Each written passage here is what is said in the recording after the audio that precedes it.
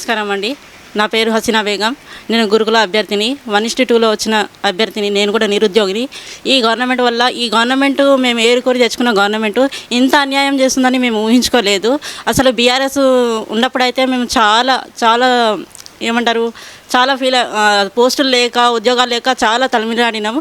అసలు ఈ బీఆర్ఎస్ని పడగొట్టింది మా నిరుద్యోగులమే. ఈ సీఎం రేవంత్ అన్న ఎందుకు అర్థం చేసుకోవట్లేదో మాకు అర్థం అవ్వట్లేదు.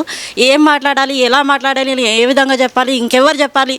చిన్న పిల్లలు చెప్పినా ప్రతి ఒక్క చిన్న పిల్లగానికి వాళ్ళు అర్థమైపోయింది. ఫస్ట్ క్లాస్ పిల్లగాని తీసుకొని వచ్చి అడిగినా ఏంద్రా బాబు ఎందుకు జరుగుతున్నది ఈ ధర్నా ఏంటి అంటే వాళ్ళు కూడా చెప్తున్నారు. ఎవరో గురుకుల అభ్యర్థులు అంట, వీళ్ళకు సరిగా నియామకాలు జరపట్లేదంట వాళ్ళు కూడా చెప్తున్నారు. చిన్న పిల్లలకు అర్థమవుతున్నది మా బాధ ఏంటో, మేము పడుతున్న బాధ ఏంటో.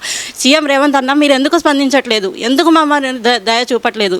మిమ్మల్ని మేము కోరి తెచ్చుకున్నాం. మాకు కావాలని మా సమస్యలను మీరు తీరుస్తారని మేము కోరి తెచ్చుకుంటే ఎందుకు ఈ బ్రిటిష్ వాళ్ళ పాలన కంటే అధ్వానం అయిపోయింది. స్వాతంత్రం తెచ్చుకున్నాం అన్నట్టు మేము ఫీల్ అవుతున్నాం. స్వాతంత్రం మాకు తిరిగి వెళ్ళిపోతున్నది మా చేతుల నుండి. మాకు ప్రశ్నించే హక్కు లేదా? భారతీయ పౌరులాగా మాకు ప్రశ్నించే హక్కు లేదా?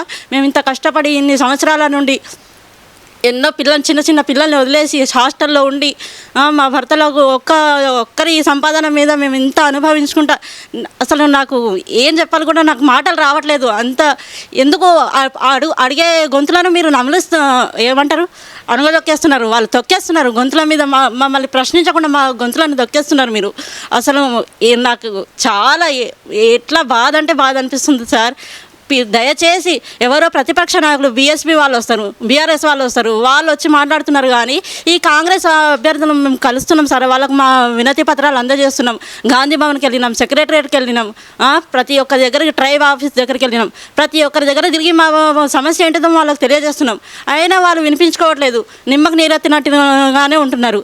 సరే మా తరఫున ఒకరు నూటికో ఒక్కరు అంటారు కదా, అలా అశోక్ సారు మాకు గురువులాగా ఆయన మా కోసం ఆయన నిరాహార దీక్ష వల్ల ఆయనకు ఏం లాభం లేదు. ఎవరి కోసమో చేయట్లేదు, మా కోసం చేస్తున్నాడు.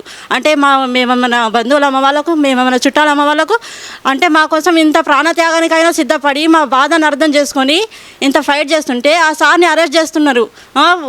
ధర్నా చేసుకోవడానికి పర్మిషన్ ఇవ్వట్లేదు. ఆ రోజు మహిళ ఉమెన్స్ డే రోజు కవితక్కకు ధర్నా చౌక్ మీద ధర్నా చేసుకోవడానికి పర్మిషన్ ఇచ్చారు. మరి మా నిరుద్యోగులకు మాకెందుకు ఇవ్వట్లేదు పర్మిషన్? మీరు అదే అడుగుతున్నా నేను. దయచేసి మా మీద దయదలచండి. మేము చిన్న పిల్లల్ని 3 పిల్లల్ని వేసుకుని, ఇప్పుడు నాకు 3 పిల్లలు చిన్నగా ఉన్నారు. వాళ్ళు అంత చిన్న పిల్లల్ని మా అత్తమామల దగ్గర వదిలేసి హాస్టల్లో ఉండి స్టడీ హాల్ల వెంట తిరుగుకుంటా మేము ఎంత చదువుకుంటా ఇన్ని సంవత్సరాల నుండి కష్టపడుకుంటూ మేము చదువుతుంటే మీరు మాకు అన్యాయం చేస్తున్నారు. దయదలచండి. మా కోసం దయచేసి మా వినతిని స్వీకరించండి ప్లీజ్.